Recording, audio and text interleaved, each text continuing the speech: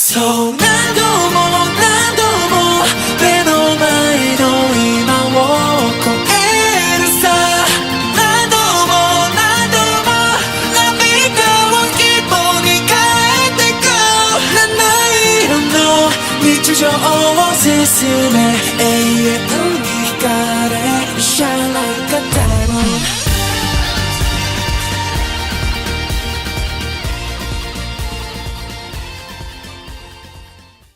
Assalamualaikum warahmatullahi wabarakatuh. Perkenalkan, nama saya Aliana Palupi. Kali ini saya akan membuat video pembelajaran tentang fungsi firewall pada jaringan komputer.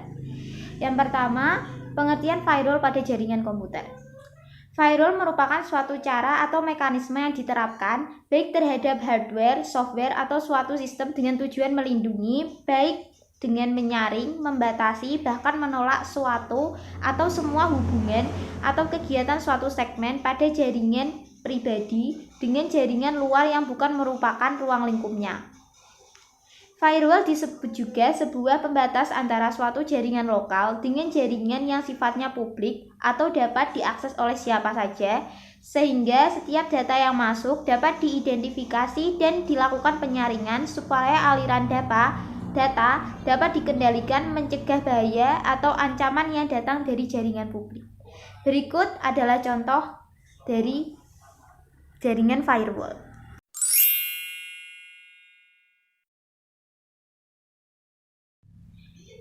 Setelah melihat gambar dari jaringan firewall yang tadi saya tunjukkan, saya akan menjelaskan tentang karakteristik dan fungsi firewall secara umum. Ada beberapa karakteristik firewall, yaitu sebagai berikut. Yang pertama, semua jaringan komunikasi melewati firewall. Yang kedua, hanya lalu lintas resmi yang diperbolehkan oleh firewall. Yang ketiga, memiliki kemampuan untuk menahan serangan internet. Selain beberapa karakteristik di atas, firewall juga memiliki karakteristik sebagai pengontrol dan mengawasi arus paket data yang mengalir di jaringannya.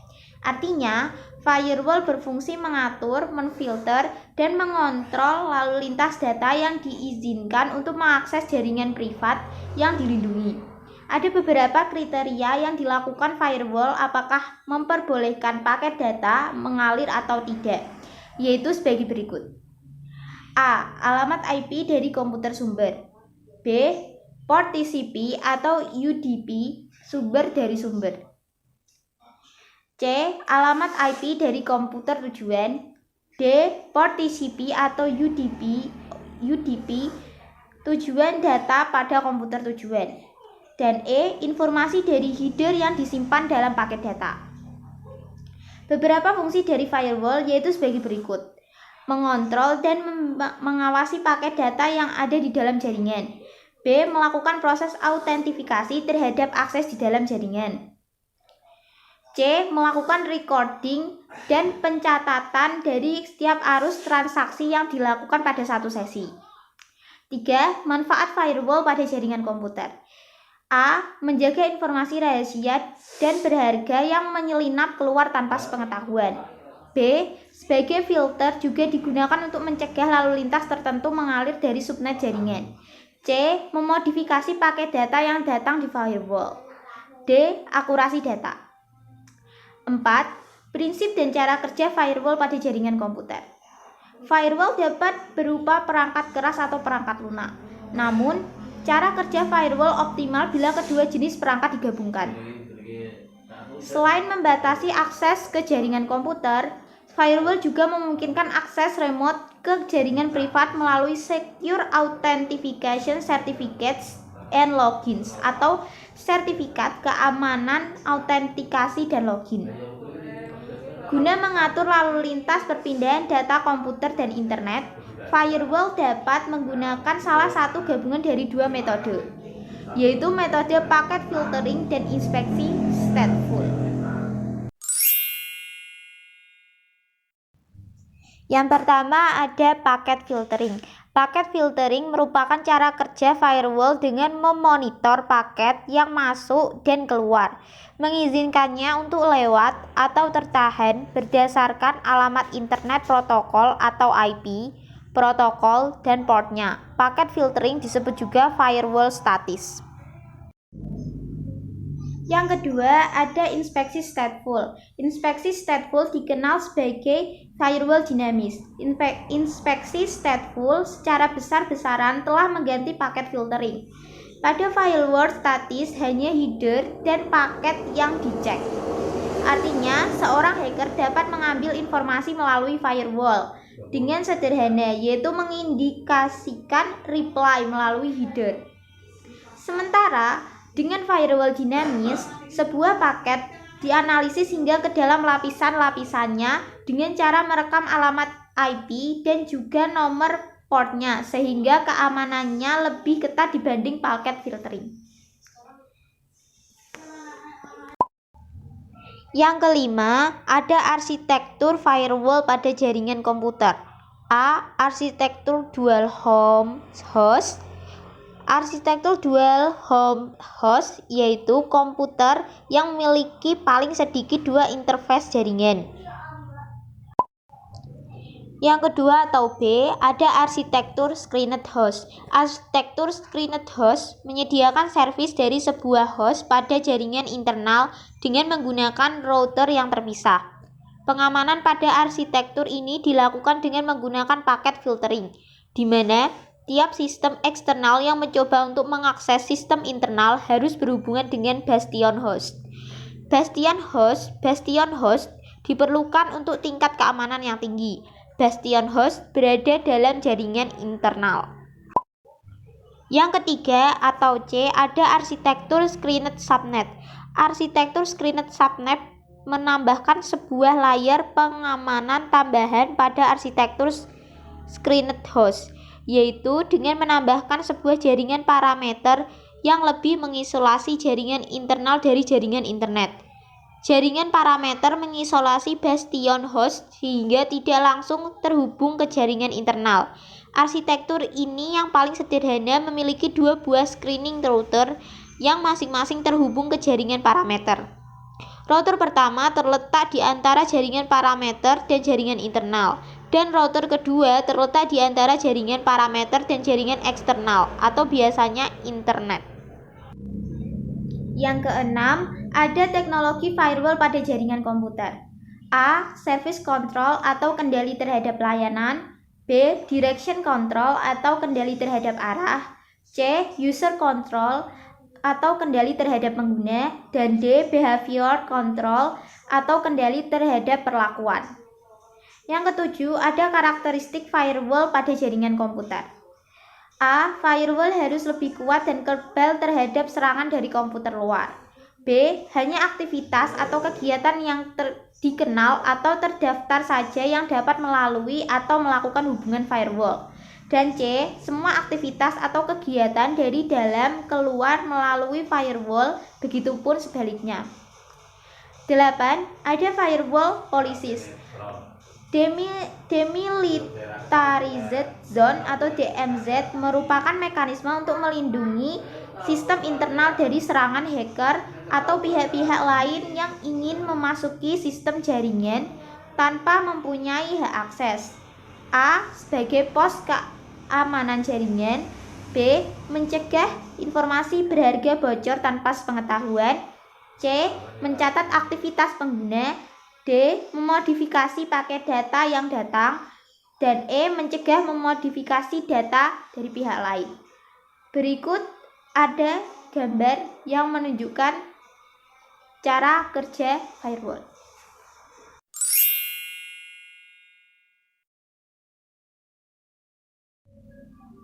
Yang kesembilan, ada keuntungan dan kelemahan firewall pada jaringan komputer.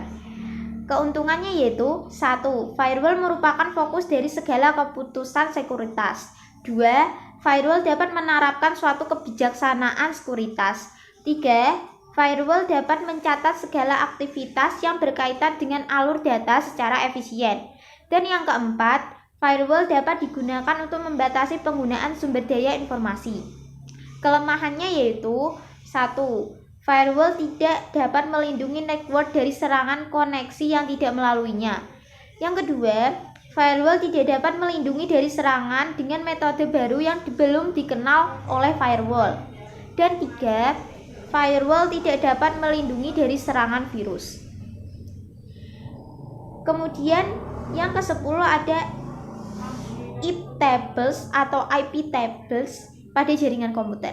IP tables adalah tools atau alat yang digunakan pada sistem operasi Linux yang berfungsi sebagai alat untuk melakukan penyaringan atau filter terhadap lalu lintas atau traffic data dalam sebuah server. Yang ke-11 ada IP firewall pada jaringan komputer. Adapun format IP firewall yaitu sebagai berikut.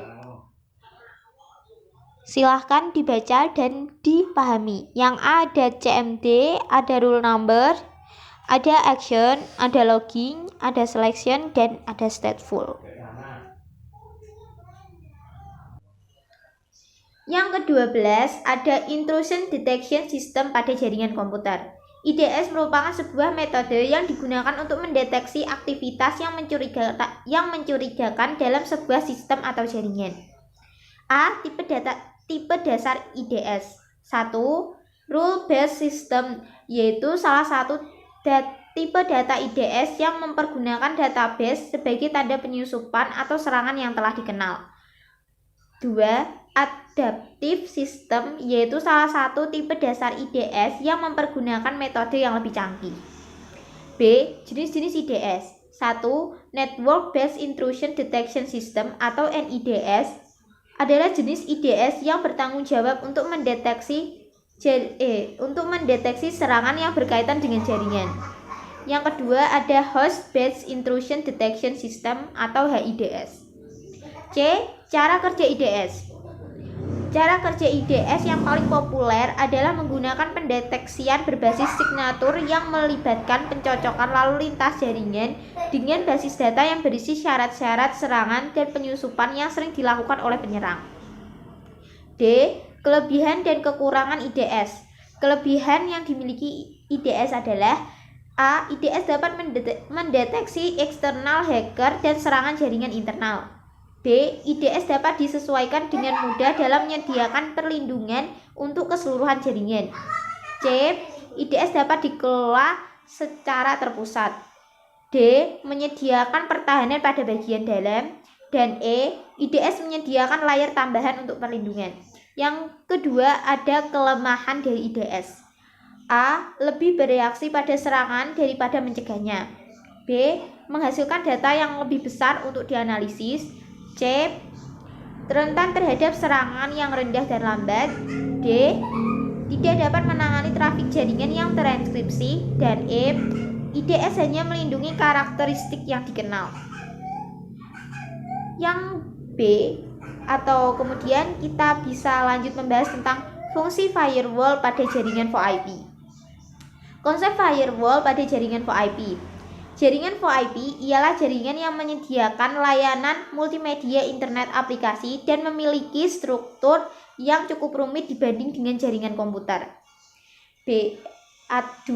Segmentasi jaringan. Segmentasi jaringan merupakan salah satu upaya mitigasi untuk mengurangi resiko terjadinya hacker. Keamanan jaringan VoIP mencakup beberapa segmentasi jaringan yang tepat, yaitu sebagai berikut. A. Network segmentation. Network segmentation atau segmentasi jaringan memberikan kemampuan untuk merampingkan dan mengontrol lalu lintas yang mengalir di antara komponen VoIP. Segmentasi jaringan berfungsi untuk mengetahui kelompok yang biasa disebut network atau suatu IP. B. Out of band network management. Out of band network management adalah konfigurasi yang dilakukan dengan cara menghubungkan komputer secara langsung dengan port konsol atau dengan port auxiliary atau aux dari router yang akan dikonfigurasikan. C. Private addressing. Private addressing merupakan segmentasi jaringan atau suatu mekanisme yang digunakan untuk melindungi serangan eksternal. 3. Fungsi firewall pada jaringan VoIP. A. Keamanan pada jaringan, yaitu 1.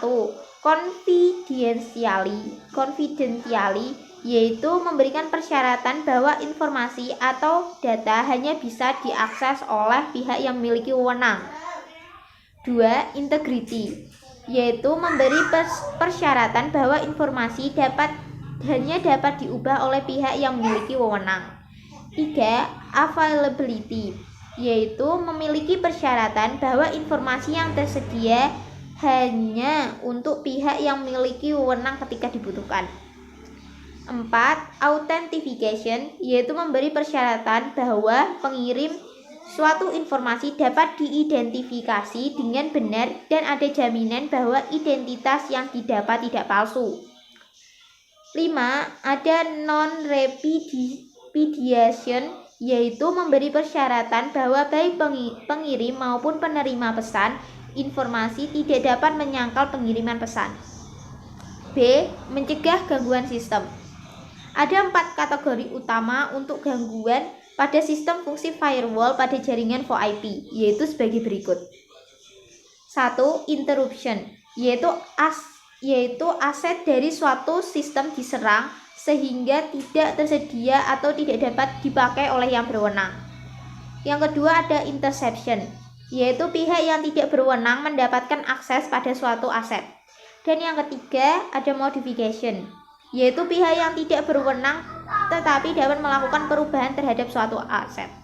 Dan yang terakhir adalah fabrication, yaitu suatu pihak yang tidak berwenang menyisipkan objek palsu ke dalam sistem. C. Mencegah gangguan internet working. 1. Hacking. Hacking adalah kerusakan pada infrastruktur jaringan yang sudah ada. 2. Phishing, yaitu pemalsuan terhadap data resmi untuk hal yang berkaitan dengan pemanfaatannya. 3. Deface, yaitu perubahan terhadap tampilan suatu website secara ilegal. Dan yang terakhir adalah carding, yaitu pencurian data terhadap identitas perbankan seseorang. Sekian video pembelajaran yang bisa saya sampaikan. Atas waktunya dan perhatiannya saya ucapkan terima kasih. Wassalamualaikum warahmatullahi wabarakatuh.